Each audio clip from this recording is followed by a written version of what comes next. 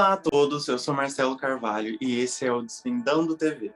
Hoje eu estou aqui com um jornalista e produtor da TV USP de Piracicaba. Ele foi docente e coordenador de programas de pós-graduação em comunicação e mídias digitais da Unimep e do Centro Universitário do SENAC aqui de São Paulo.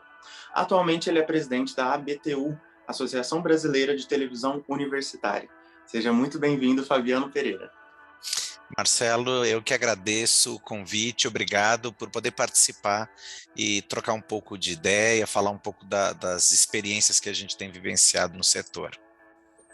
Eu que agradeço muito por ter topado o nosso projeto aqui.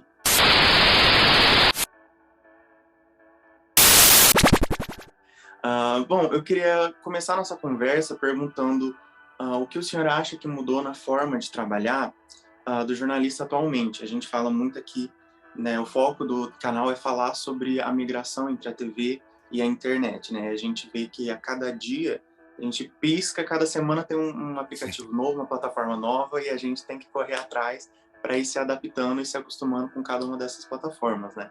E aí eu queria saber como foi essa adaptação no trabalho do senhor. Legal, eu acho que é uma ótima pergunta para começar, Marcelo. Na verdade, para quem pegou assim as diversas fases, ou diversas fases, né, da evolução da atividade do jornalista, como foi o meu caso, acho que a maior ruptura que a gente percebeu foi a necessidade, dentro desse novo tempo, do jornalista abarcar algumas habilidades que até então eram condicionadas a outros profissionais que trabalhavam em parceria, né? Eu sou assim da geração onde o profissional de jornalismo ele se preocupava basicamente em preparar a pauta, às vezes ajudar o produtor a fazer o levantamento de fontes, agendamento, mas que não, né, se preocupava com a questão da captação do som, a questão de captação de imagem, nada disso, não tinha nada dessa natureza que fizesse parte desse cotidiano, né? E isso mudou drasticamente. O que a gente vê hoje aqui na própria realidade da TV USP, né, é que o profissional de jornalismo acaba fazendo um monte de coisa, acaba inclusive captando som, captando imagem, editando. É uma nova forma de trabalhar, é uma forma que exigiu aí bastante adaptação e boa vontade, né, do profissional dentro dessa nova realidade do exercício da profissão. Sim, e a gente vê muitas emissoras, né, televisivas tendo que pegar e fazer novas estratégias para atrair o pessoal, né, da internet para a televisão. Queria saber como foi nas empresas, o senhor trabalha aí na TV USP, ou como presidente da BTU, quais estratégias como empresa vocês fazem para chamar essa atenção do público da internet de volta para a TV, que tem aí, vamos dizer, uma disputa, vamos dizer. Uhum. É muito legal também, Marcelo. Ah, inicialmente, quando se começou a vislumbrar a exploração da internet como uma nova plataforma de notícias, eu lembro que era muito comum, falando especificamente do segmento de televisão, né? Nós íamos a eventos, congressos, grandes simpósios, e o pessoal da área de TV batia muito na tecla do uso das plataformas digitais, principalmente do mobile, né, que vinha crescendo, ainda não era tão expressivo e tão dominante como é hoje, mas já sinalizava uma expansão grande à medida que a própria rede de cobertura de telefonia celular e de dados crescia no país. Os profissionais eles falavam muito de segunda tela, né? O smartphone como segunda tela. Então era a coisa assim da informação complementar, do trabalho complementar, de uma atividade ali de acrescentar algum nível de interação entre a emissora, entre a equipe de jornalismo ali da televisão e o usuário, né, o espectador. O que nós vimos no decorrer aí da última década é que houve uma inversão muito grande, né? Na verdade, aquilo que teoricamente seria uma segunda tela acabou em muitos casos se tornando a primeira. E a própria televisão, né, que então dominava e reinava absoluta, viu crescer de uma forma estrondosa, né, espantosa, inclusive pela velocidade, essa segunda opção como uma opção, uma primeira opção muito forte em algumas regiões do país, né?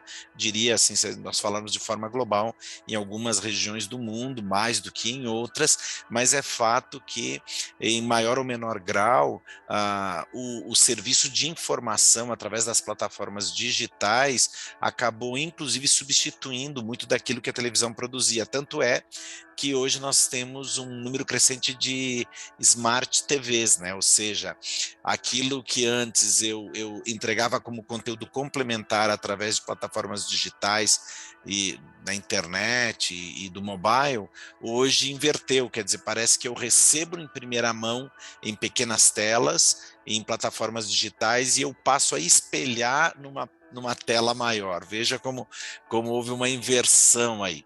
E isso faz toda a diferença no trabalho do jornalista, porque até então a gente tinha, vamos dizer assim, um fôlego maior para preparar conteúdo, muitas vezes com né, um cuidado mais aprimorado com a questão estética do som, da imagem e tal, para algumas janelas que se abriam no horário do almoço, no final da tarde e às vezes no final da noite, né, que eram os telejornais mais concorridos, mais assistidos.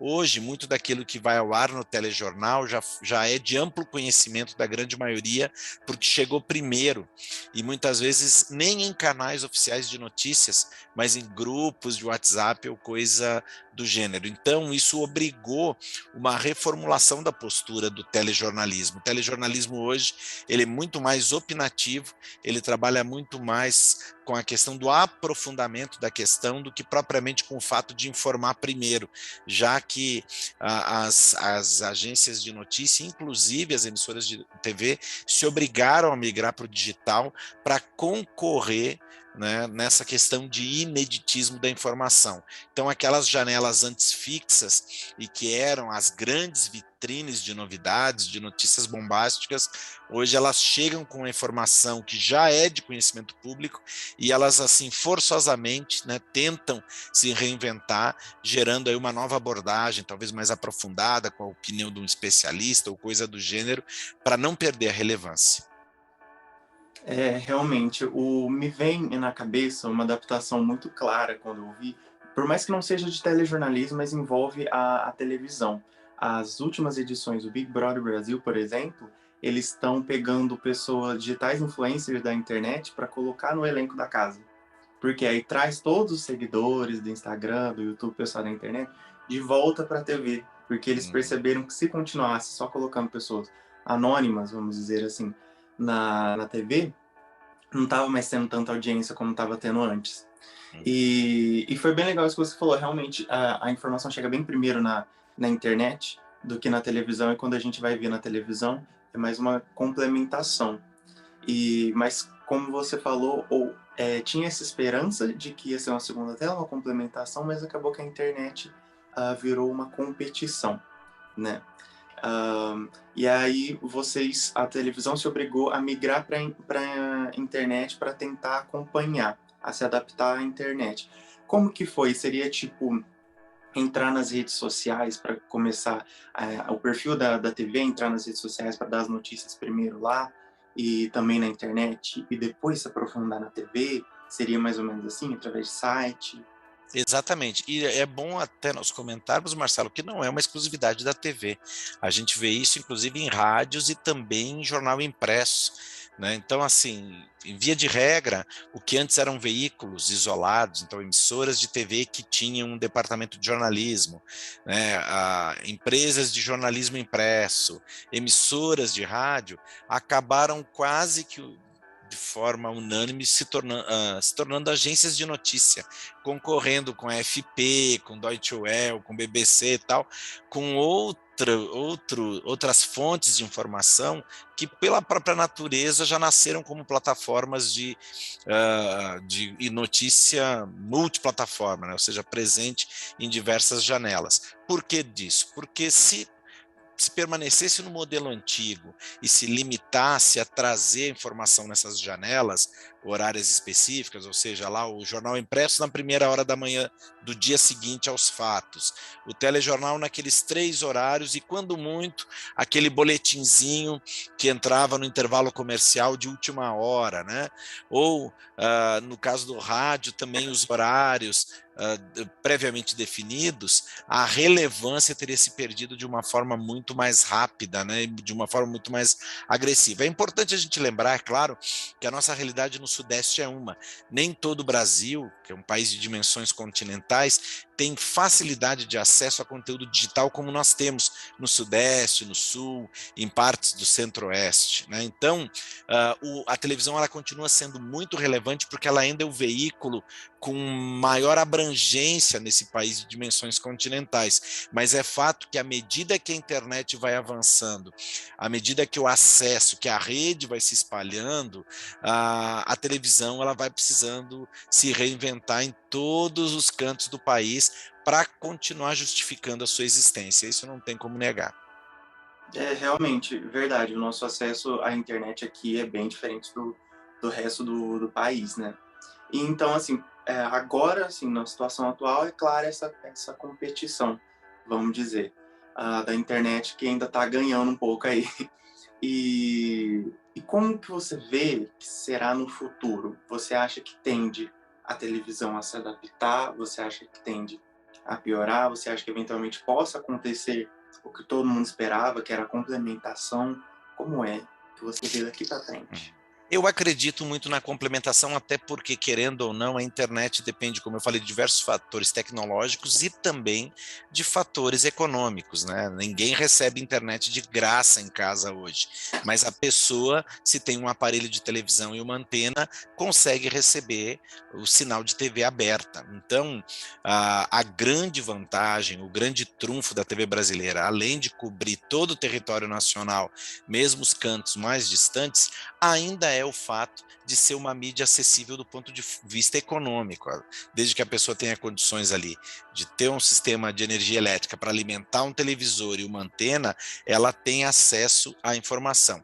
Mas essa relação de complementação, ela vai continuar e ela vai se intensificar cada vez mais, não só TV e internet, mas TV, internet, rádio, né, vão gerar cada vez mais essa relação entrelaçada de complementação, onde em algumas regiões a internet, pela facilidade de acesso, pela popularidade, ela toma a frente, em outras regiões ela vem complementar a presença da TV, porque talvez ela ainda não seja algo tão acessível. Eu acredito nessa complementariedade que vai gerando adaptações de lado a lado. Né, de lado a lado, vai gerando essa necessidade de ajustes, mas eu ainda acredito sim no trabalho colaborativo. A televisão ela é ainda o veículo mais presente nos lares dos brasileiros, e isso eu estou falando só do nosso país. Se a gente pegar, por exemplo, Sudeste Asiático, Oriente Médio, diversas regiões da África, a gente vai ver que o acesso à internet ainda é muito mais limitado, mesmo se comparado a regiões de infraestrutura mais precária do Brasil. Então, a televisão, sim, ainda é, e o rádio, eu poderia dizer também, são veículos que ainda devem perdurar por muito tempo, se né, se dispuserem a se reinventar, a viver essa acelerada necessidade de uma autoanálise, uma autocrítica, uma reinvenção, como a própria internet faz consigo mesma. Acho que a TV carece disso, né? E quando eu falo a TV, eu falo dos profissionais de televisão, né? Incluindo o pessoal de engenharia, de tecnologia e o pessoal de geração de conteúdo. Você falou uma coisa interessante também. A internet, ela não precisa se adaptar tanto às outras mídias, ela se reinventa por ela mesma, né? Ela, que nem eu falei, semanalmente ela inventa uma coisa nova. E mas o senhor acha que também existem aspectos da internet que ela aprendeu e trouxe com a televisão ou com o rádio, com outras mídias? Você acha que também não é uma via de mão única, mas sim uma via de mão dupla? Não, com vamos dizer. certeza. Tanto é que boa parte da linguagem, vamos falar de linguagem, a linguagem audiovisual presente hoje no YouTube, por exemplo, no Vimeo, no Dailymotion e outras plataformas, ela é predominantemente uma linguagem audiovisual, né, que foi incorporada a partir da televisão, a partir do cinema, a partir do rádio, né? A gente ouve muito podcast hoje, podcast que é uma plataforma digital, né, que tem crescido aí de forma acelerada no Brasil, mas você vai perceber que em uma parte considerável dos podcasts de sucesso se reproduz a linguagem do rádio, mesmo sendo um conteúdo sob demanda, né, com uma certa flexibilidade de duração, de acesso e tal, mas se reproduz a linguagem do rádio. O mesmo acontece em muito do que é produzido para o YouTube, mesmo para as plataformas de vídeo do Facebook, o próprio IGTV, né? O pessoal tenta reinventar, mas via de regra, essa coisa da linguagem está muito presente, não só no profissional que foi formado para gerar conteúdo, mas da população que se aventura a gerar conteúdo e que mesmo de forma inconsciente acaba imitando, reproduzindo aquela linguagem na qual foi educada desde criança na frente de um aparelho de TV. Então, a influência é sim muito grande, quer dizer, se a internet hoje influencia a construção de conteúdo para televisão, é fato que a TV já fazia isso antes, o rádio já fazia isso antes, né, na produção de conteúdo para a internet. Exatamente, o pessoal tenta inovar, fazer coisas novas, mas não tem como fugir a base, o enquadramento, né, a forma de roteiro, veio da televisão, não saiu do nada na internet, né. Então eu acho muito bacana ver como uma plataforma, uma mídia influencia a outra, e não só a TV como você falou, mas as mídias tradicionais e a mídia moderna agora, uma influencia a outra, é justamente essa migração que eu queria entender melhor agora e ver como vai ser no futuro e para mim, assim, ouvir os profissionais como vocês é exatamente o caminho certo. E eu acho que nós estamos indo no caminho bom, vamos ver. Também acredito nisso. Bom, e é com isso que eu termino nossa entrevista de hoje. Queria agradecer muito, Fabiano, por ter topado. Eu gostei muito da nossa conversa, me trouxe bastante conhecimento sobre como vai ser nosso cenário profissional também daqui para frente. E também venho a convidar você que está aí no YouTube assistindo a gente a comentar e agregar na sua conversa aqui nos comentários e a ver os próximos vídeos. Muito obrigado e tchau, tchau. Tchau, um abraço.